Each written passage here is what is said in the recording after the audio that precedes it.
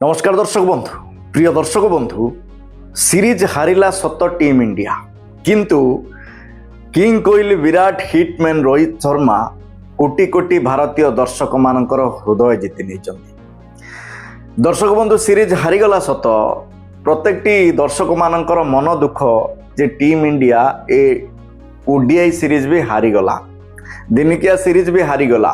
କିନ୍ତୁ ସେଇ ହାରିବା ପରେ ବି ପ୍ରତ୍ୟେକଟି ଭାରତୀୟ ଦର୍ଶକମାନେ ଖୁସି ହେଉଛନ୍ତି କିଂ କୋହଲି, ବିରାଟ, ହିଟମ୍ୟାନ୍ ରୋହିତ ଶର୍ମାଙ୍କର ଯେଉଁ ପରଫର୍ମାନ୍ସ ଦେଖିକି।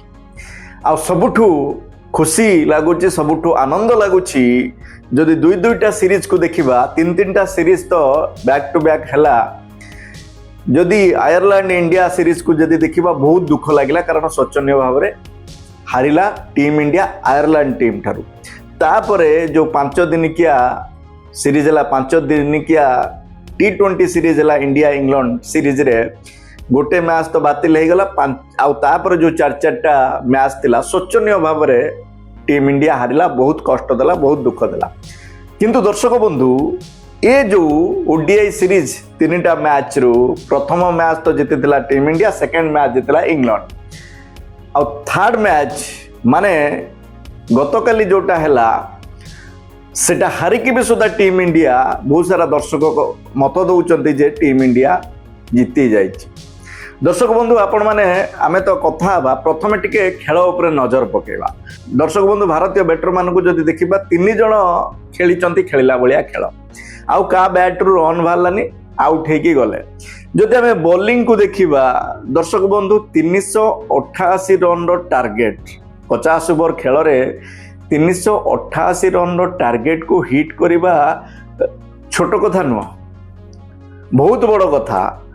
ଯଦି ଟିମ୍ ଇଣ୍ଡିଆର ବୋଲର ମାନେ ଟିକିଏ, ବହୁତ ସାରା ତ ମାଡ଼ ଖାଇଲେ, ଇଂଲଣ୍ଡ ବ୍ୟାଟର ମାନେ ବହୁତ ସାରା ମାଡ଼ ଦେଲେ, ଯଦି ଜଗି ରଖିକି 315-20 ପର୍ଯ୍ୟନ୍ତ ଦେଇଥାନ୍ତେ, ମାନେ 315-20 ରନ୍ ଭିତରେ ଯଦି ଟାର୍ଗେଟ ଦେଇଥାନ୍ତା ଇଂଲଣ୍ଡ ଟିମ୍, ତାହେଲେ ମାରିକି ଜିତିଥାନ୍ତା ଟିମ୍ ଇଣ୍ଡିଆ।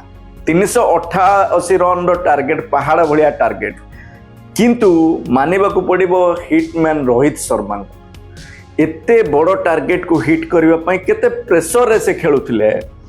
ଦର୍ଶକ ବନ୍ଧୁ, 138 ରନ୍ର ଜବରଦସ୍ତ ଖେଳ ଖେଳିଲେ, ମାନେ ଷ୍ଟାର୍ଟିଂରୁ ଆସିକି ଏଣ୍ଡିଂର ଗଲେ କହିଲେ କିଛି ଭୁଲ ହେବ ନାହିଁ।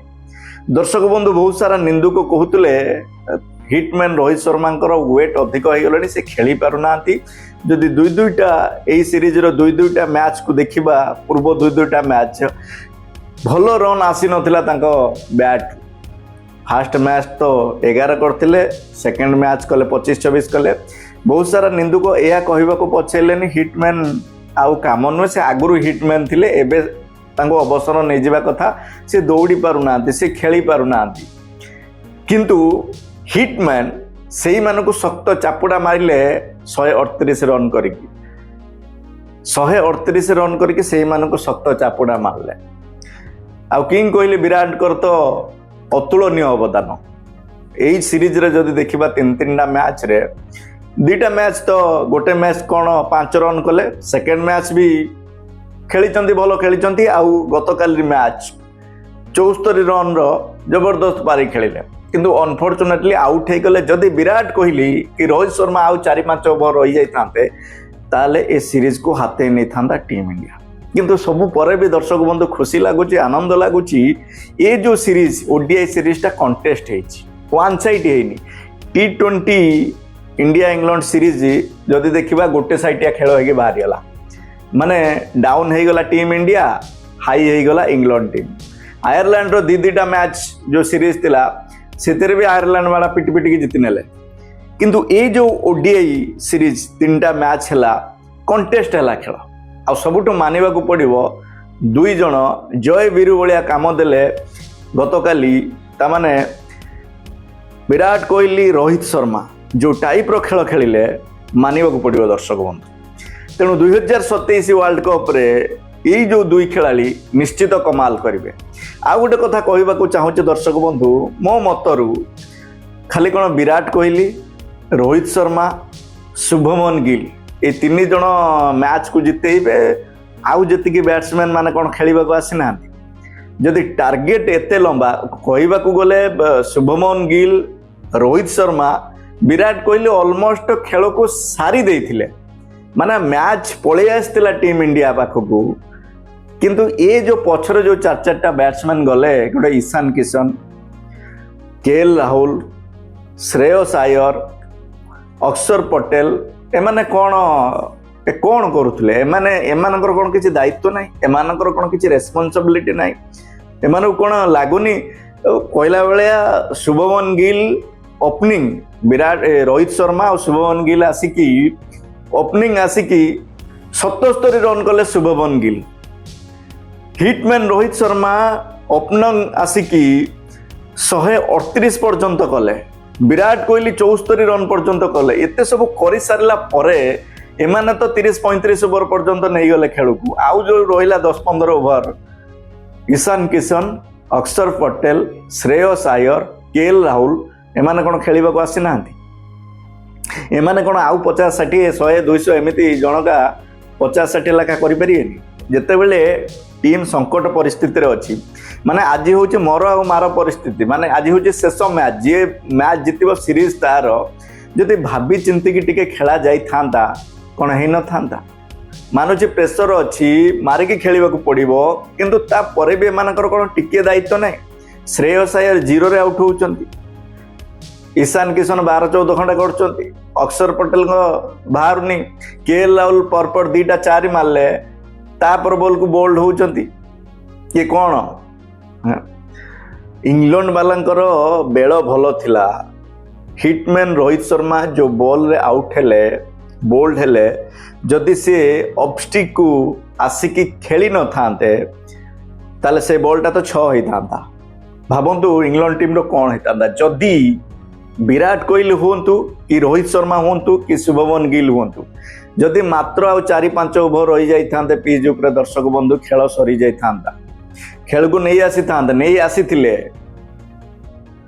କିନ୍ତୁ ଅନଫର୍ଚୁନେଟଲି କ'ଣ କରିବା କିନ୍ତୁ ଦର୍ଶକ ବନ୍ଧୁ ହିଟମ୍ୟାନ୍ ରୋହିତ ଶର୍ମା ଯୋଉ ଖେଳ ଖେଳିଲେ ମାନେ 388 ରନ୍ର ଟାର୍ଗେଟକୁ ହିଟ୍ କରିବା ପାଇଁ ଓପନିଂ ଆସିକି 35 ଓଭର ପର୍ଯ୍ୟନ୍ତ ରହିବା 138 ରନ୍ର ଗୋଟେ ଜବରଦସ୍ତ ଖେଳ ଖେଳିବା ଦର୍ଶକ ବନ୍ଧୁ ସମସ୍ତଙ୍କ ହୃଦୟ ଜିତି ନେଇଛନ୍ତି ହିଟମ୍ୟାନ୍ ରୋହିତ ଶର୍ମା ସମସ୍ତଙ୍କୁ ଆନନ୍ଦିତ କରିଦେଇଛନ୍ତି ରୋହିତ ଶର୍ମା ଦର୍ଶକ ବନ୍ଧୁ ଆପଣ ଯଦି ଖେଳ ଦେଖିଥିବେ ଯେତେବେଳେ ରୋହିତ ଶର୍ମା ଆଉଟ୍ ହେଇକି ଯାଉଛନ୍ତି ଭାରତୀୟ ଦର୍ଶକମାନେ ଭାରତୀୟ ମ୍ୟାନେଜମେଣ୍ଟ ସମସ୍ତେ ତ ଉଠିକି ତାଳି ମାରିକି ତାଙ୍କୁ ଅଭିନନ୍ଦନ ଜଣାଇଲେ ତାପରେ ଯେତିକି ଇଂଲିଶ ଦର୍ଶକମାନେ ଥିଲେ ଯେତିକି ବ୍ରିଟିଶ ଦର୍ଶକମାନେ ଥିଲେ ଯେତିକି ଇଂଲଣ୍ଡ ଦର୍ଶକମାନେ ଥିଲେ ସମସ୍ତେ ଉଠିକି ତାଳି ମାରିକି ତାଙ୍କୁ ଅଭିନନ୍ଦନ ଜଣାଇଥିଲେ ଦର୍ଶକ ବନ୍ଧୁ ରୋହିତ ଶର୍ମାଙ୍କର ଏ ଖେଳ ଯୁଗ ଯୁଗ ପର୍ଯ୍ୟନ୍ତ ଲୋକ ମନେ ରଖିବେ ଯୁଗ ଯୁଗ ପର୍ଯ୍ୟନ୍ତ ମନେ ରଖିବେ ଦର୍ଶକ ବନ୍ଧୁ ଲର୍ଡସର ଷ୍ଟାଡିୟମରେ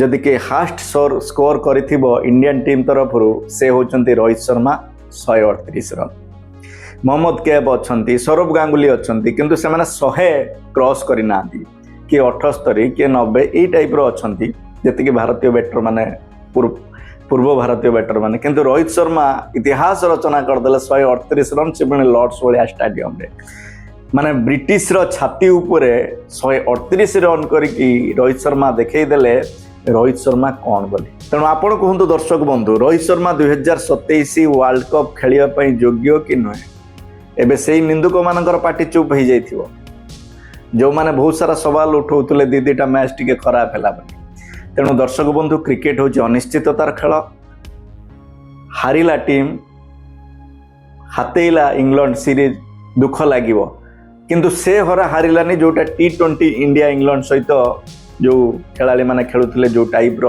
ଇଂଲଣ୍ଡ ଜିତିଲା ସେ ଟାଇପ୍ର ଆପଣ ବିଶ୍ୱାସ କରିଥିବେ ଯେତେବେଳେ ରୋହିତ ଶର୍ମା ଛକା ଚୌକାର ବର୍ଷା କରୁଥାନ୍ତି ବିରାଟ କୋହଲି ମାରୁଥାନ୍ତି ସେତେବେଳେ ଇଂଲଣ୍ଡର ଖେଳାଳିମାନଙ୍କ ମୁହଁର ସେ ଯୋଉ ଏକ୍ସପ୍ରେସନ୍ ମାନେ ଗୋଟେ ଭୟର ଏକ୍ସପ୍ରେସନ୍ ଏମାନେ ମ୍ୟାଚ୍ ଛଡ଼େଇକି ନେଇଯିବେ କି ଆପଣଙ୍କୁ ମନେ ପକାଇ ଦେବାକୁ ଚାହୁଁଛି ଇଏ ହେଉଛି ଗୋଟେ ଦୃଶ୍ୟ T20 ଇଣ୍ଡିଆ ଇଂଲଣ୍ଡ ସିରିଜ ଯୋଉ ୟା ପୂର୍ବ ସିରିଜରେ କେଉଁ ଟାଇପ୍ର ସେମାନେ ଗୋଟେ ଟାଇପ୍ର କ୍ରିଟିସାଇଜ୍ କରୁଥିଲେ ଯେତେବେଳେ ଇଣ୍ଡିଆନ୍ ବ୍ୟାଟର ମାନେ ଆଉଟ୍ ହେଉଥିଲେ ତେଣୁ ଇଂଲଣ୍ଡର ଖେଳାଳିମାନଙ୍କୁ ସେ ଡର ଦେଖେଇଦେଲେ ରୋହିତ ଶର୍ମା ଆଉ ବିରାଟ କୋହଲି।